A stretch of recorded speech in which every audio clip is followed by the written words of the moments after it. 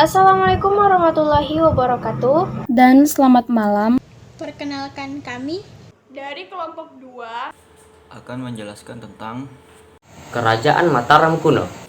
Assalamualaikum warahmatullahi wabarakatuh. Saya atas nama Riken Latif nomor 9. Kali ini saya akan menjelaskan tentang Kerajaan Mataram kuno. Kerajaan Mataram kuno adalah salah satu kerajaan Hindu yang berdiri di Jawa. Kerajaan ini merupakan penerus langsung dari Kerajaan Kalingga atau Holling yang terletak di pesisir utara Pulau Jawa. Kerajaan ini memiliki dua corak utama, yaitu Wangsa Sanjaya yang beragama Hindu dan Wangsa Shailendra yang beragama Buddha Mahayana. Assalamualaikum warahmatullahi wabarakatuh. Nama saya Aureliana Zuhaidir dari kelas 10 MIPA 5 nomor 11. Saya akan melanjutkan penjelasan dari Ariel. Raja-raja Kerajaan Mataram kuno. Raja-raja Kerajaan Mataram kuno atau Kerajaan Medang terbagi menjadi dua bagian, yaitu periode Jawa Tengah dan periode Jawa Timur. Raja-raja selama periode Jawa Tengah antara lain adalah 1. Sri Sanjaya pada tahun 732 sampai 760 Masehi. 2. Rakai Panangkaran pada tahun 760 sampai 780 Masehi. 3. Rakai Panunggalan pada tahun 780 sampai 800 Masehi. 4. Rakai Warak atau Samaragrawira pada tahun 800 sampai 819. 5. Rakai Garung atau Samaratungga pada tahun 819 sampai 838 Masehi. 6. Rakai Pikatan pada tahun 838 sampai 850 Masehi. 7. Rakai Kayuwangi pada tahun 856 sampai 880 Masehi. 8. Sri Jayakirtivardhana pada tahun 880 sampai 885 Masehi.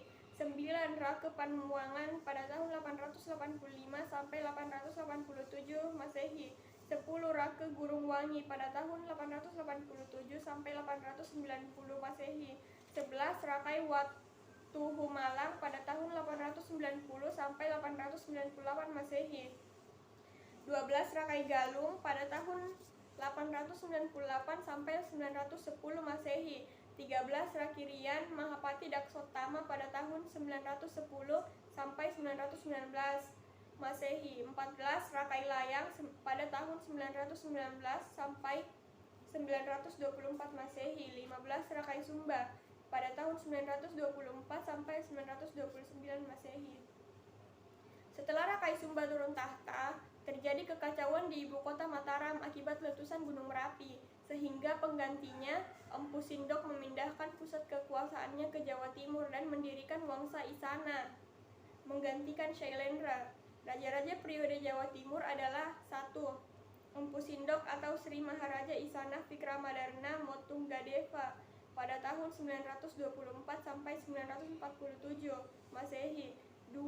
Sri Isana Tunggavijaya pada tahun 947 sampai 985 Masehi. 3. Sri Makutamsa Vardhana pada tahun 985 sampai 990 Masehi. 4. Sri Maharaja Isana Dharmawangsa Teguh pada tahun 1900 sampai 1016 Masehi. Saya Atan Fadil Muhammad nomor urut 10. Kehidupan masyarakat Kerajaan Mataram kuno. Kehidupan sosial. Masyarakat Mataram tidak mengalami permasalahan apapun berkenaan dengan beralihnya agama kerajaan dari Hindu di Wangsa Sanjaya yang kemudian berubah menjadi Buddha Mahayana pada Wangsa Shailendra. Kedua wangsa ini dapat berdampingan tanpa adanya konflik. Kehidupan politik. Kerajaan Mataram kuno merupakan pewaris sah atas kekuasaan tanah Jawa menggantikan Kerajaan Kalinga, sehingga kelanjutan kekuasaan tersebut berlangsung tanpa adanya banyak konflik. Meskipun begitu, sejak adanya dua wangsa dalam kekuasaan Mataram, perebutan kekuasaan akan selalu mengintai. Perkenalkan, nama saya Asibel Remalia Sapa dari kelas 10 MIPA 5 nomor urut 12. Pada kesempatan kali ini saya akan menjelaskan mengenai kehidupan masyarakat Kerajaan Mataram kuno, khususnya kehidupan agama dan juga kehidupan ekonomi. Kehidupan agama Kerajaan Mataram kuno. Mulanya kehidupan agama Mataram kuno didominasi oleh agama Hindu atau Siwa. Namun setelah Raja Sanjaya wafat, ia digantikan oleh putranya yang bernama Rakai Panangkaran.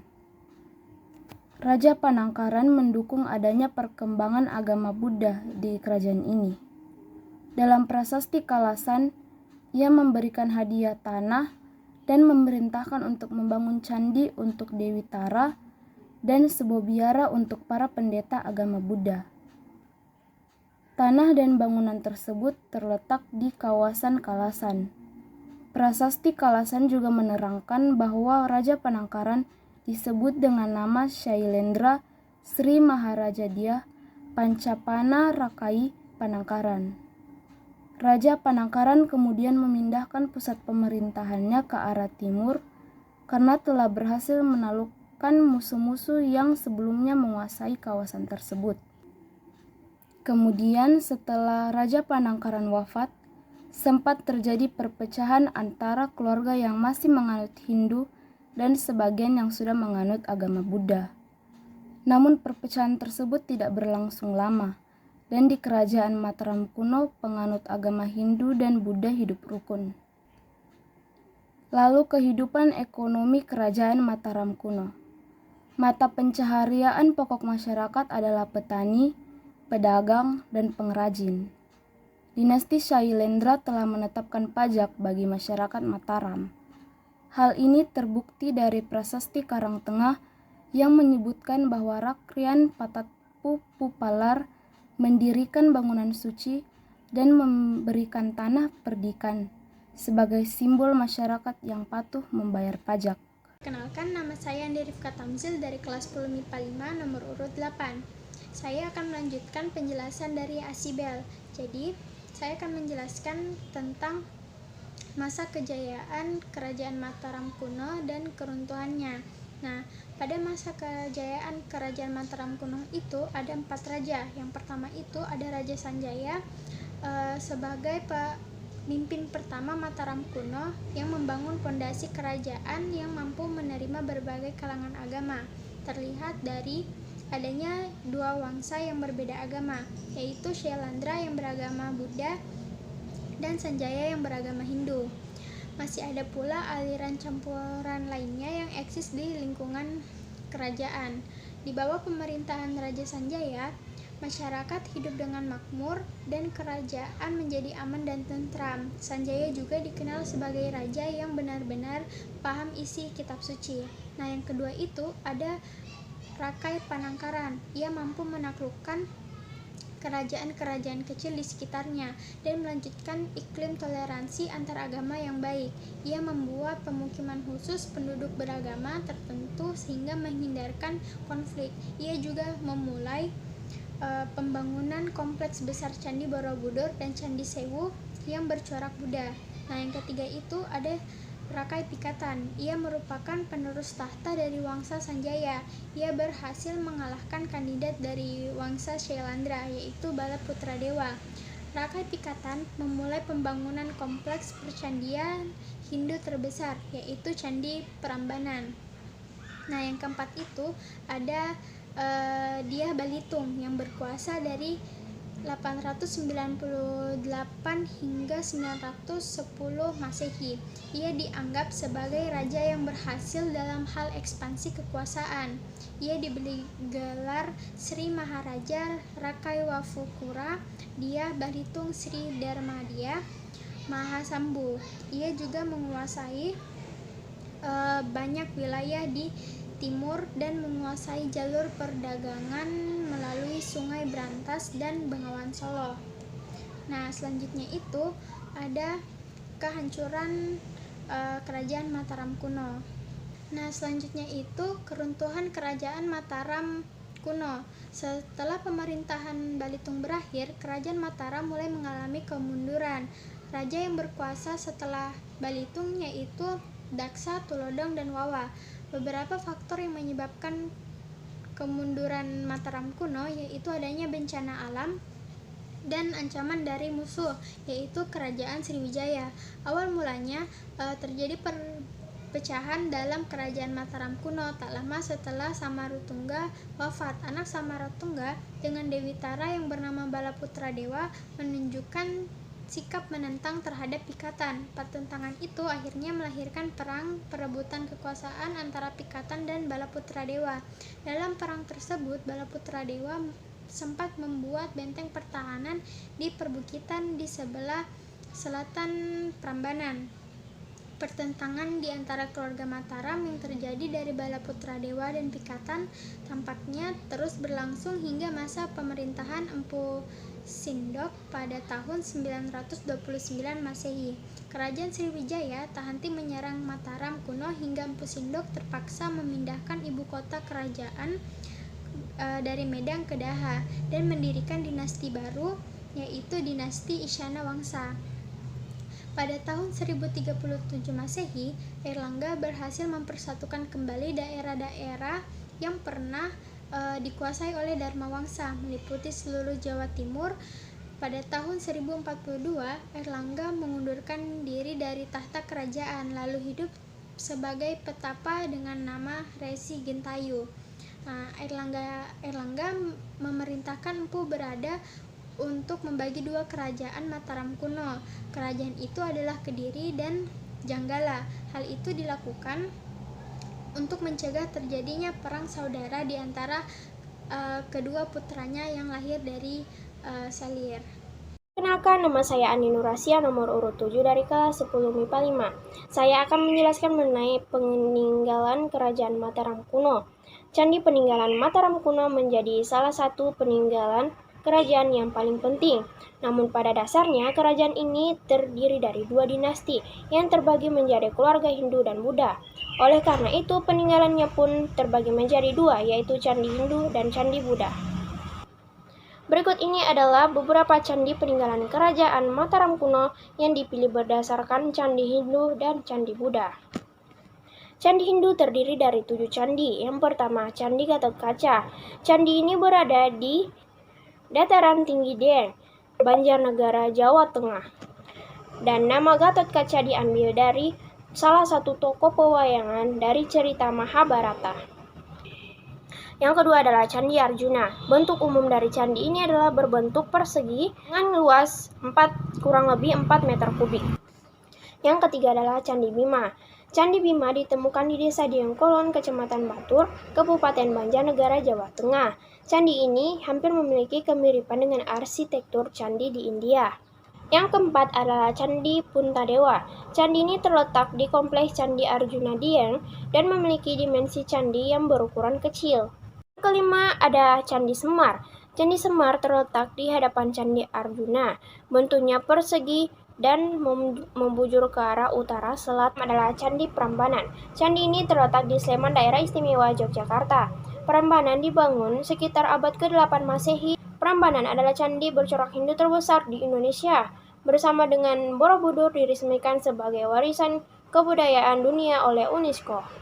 Dan yang terakhir atau yang ketujuh adalah Candi Gedong Songo. Candi Gedong Songo yang terletak di lereng Ungaran, Kabupaten Semarang, Jawa Tengah. Candi ini dibangun pada abad ke-9 dan terdiri atas 9 buah candi. Nah, itulah tadi beberapa peninggalan candi Hindu di dalam kerajaan Mataram kuno. Nah, sekarang saya akan menjelaskan Candi Buddha di kerajaan Mataram kuno. Candi Buddha di kerajaan Mataram kuno terdiri dari 6 candi. Yang pertama, Candi Mendut. Candi ini terletak di Magelang, Jawa Tengah. Candi Mendut merupakan candi Buddha yang dibangun ketika Mataram kuno tengah dipimpin oleh Raja Idnah. Yang kedua ada Candi Ngawen. Candi ini lokasinya berada kira-kira 5 km sebelum Candi Mendut dari arah Yogyakarta. Yang ketiga ada Candi Pawon. Candi ditemukan di Magelang, Jawa Tengah. Candi ini berada dalam satu garis lurus dengan Candi Borobudur dan Candi Mendut. Yang keempat ada Candi Borobudur yang terletak di Magelang, Jawa Tengah. Candi Borobudur ini merupakan candi bercorak Buddha terbesar di dunia. Candi ini dibangun di bawah Wangsa Syailendra pada abad ke-7 Masehi, yang pada masa itu diselesaikan pada masa kekuasaan Samaratungga. Kelima ada Candi Kalasan yang terletak di Sleman, Daerah Istimewa Yogyakarta. Prasasti Kalasan menunjukkan bahwa candi ini dibangun sekitar tahun 778 dan diperuntukkan bagi penghormatan atas Bodhisattva, Tabarawana, dan vihara untuk para pendeta. Yang terakhir atau keenam ada Candi Pelausan yang terletak di Klaten, Jawa Tengah. Candi ini berdiri berdekatan dengan Candi Sewu dan Candi Prambanan. Nah, itulah tadi beberapa candi Hindu-Buddha yang merupakan peninggalan Kerajaan Mataram kuno. Selain candi, Kerajaan Mataram kuno juga meninggalkan beberapa prasasti yang menjadi sumber sejarah utama lainnya dari kerajaan ini. Berikut adalah beberapa prasasti peninggalan Kerajaan Mataram kuno. Yang pertama ada Prasasti Sojomerto pada abad ke-7. Prasasti berbahasa Melayu kuno ditemukan di Desa Sojomerto, Kabupaten Pekalongan. Isi prasasti menjelaskan bahwa Shailendra merupakan penganut agama Buddha. Yang kedua ada Prasasti Canggal 732 Masehi. Berbentuk candra sangkala ditemukan di Gunung Wukir, Desa Canggal. Isi prasasti menyatakan peringatan pembuatan lingga di Desa Kunjarakunja oleh Raja Sanjaya. Yang ketiga ada Prasasti Kalasan 778 Masehi. Prasasti ini menggunakan aksara Pranagari dari India Utara. Dalam bahasa Sanskerta, isi dari prasasti ini adalah mengenai kabar Raja Shailendra yang membujuk Rakai Panangkaran untuk mendirikan bangunan suci untuk Dewi Tara yang merupakan vihara bagi para pendeta Buddha. Yang keempat ada Prasasti Kelurak 782 Masehi. Prasasti Kelurak ditemukan di Desa Prambanan. Isinya menceritakan pembangunan Arca Manjusri sebagai wujud Sang Buddha, Dewa Wisnu, dan Sangha. Ada Prasasti Ratu Boko 856 Masehi. Prasasti ini menceritakan tentang kekalahan Balaputra Dewa dalam perang melawan kakaknya, yaitu Rakai Pikatan. Yang terakhir atau keenam adalah Prasasti Mantiasi 907 Masehi. Prasasti Mantiasi ini ditemukan di Mantiasi, Kedu, Jawa Tengah. Prasasti ini berisi silsilah Raja-Raja Mataram yang mendahului Bali. Itulah tadi beberapa penjelasan saya mengenai peninggalan-peninggalan di Kerajaan Mataram kuno. Terima kasih atas perhatiannya. Mohon maaf bila ada salah kata. Wabillahi taufik wal hidayah. Assalamualaikum warahmatullahi wabarakatuh.